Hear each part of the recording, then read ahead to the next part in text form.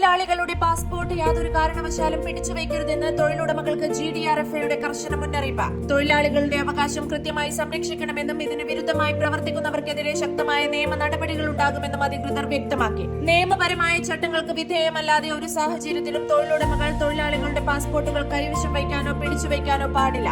GDRFA ദുബായിയുടെ ഔദ്യോഗിക social media അക്കൗണ്ടുകളിലൂടെ പുറത്തുവിട്ട stay legal എന്ന ക്യാമ്പയിനിലാണ് ഈ നിർദ്ദേശം. അക്കൗണ്ട്സ്, ഫിനാൻസ് അടക്കമുള്ള ചില പ്രത്യേക മേഖലകളിലെ ജീവനക്കാരുടെ പാസ്പോർട്ട് മാത്രമാണ് തൊഴിലുടമയ്ക്ക് നിയമപരമായി സൂക്ഷിക്കാൻ അവകാശമുള്ളത്. എല്ലാ ജീവനക്കാരുടെയും പാസ്പോർട്ടോ മറ്റ് നിർണായക രേഖകളോ കൈവശം വയ്ക്കാൻ തൊഴിലുടമയ്ക്ക് കഴിയില്ല. തൊഴിലാളിയുടെയും തൊഴിലുടമയുടെയും അവകാശങ്ങൾ ഒരുപോലെ സംരക്ഷിക്കപ്പെടണം. നിയമവിരുദ്ധമായി യാത്രാരേഖകൾ പിടിച്ചുവയ്ക്കുന്നത് ശിക്ഷാർഹമായ കുറ്റമാണെന്ന് അധികൃതർ ഓർമ്മിപ്പിച്ചു. രാജ്യത്തെ തൊഴിൽ അന്തരീക്ഷം കൂടുതൽ സുതാര്യമാക്കാനും വിദേശ തൊഴിലാളികൾക്ക് പൂർണ്ണ സുരക്ഷിതത്വം ഉറപ്പാക്കാനുമുള്ള നിരന്തര ശ്രമങ്ങളുടെ ഭാഗമായാണ് ഇത്തരം നിയമബോധവൽക്കരണ സന്ദേശങ്ങൾ പങ്കുവയ്ക്കുന്നത്.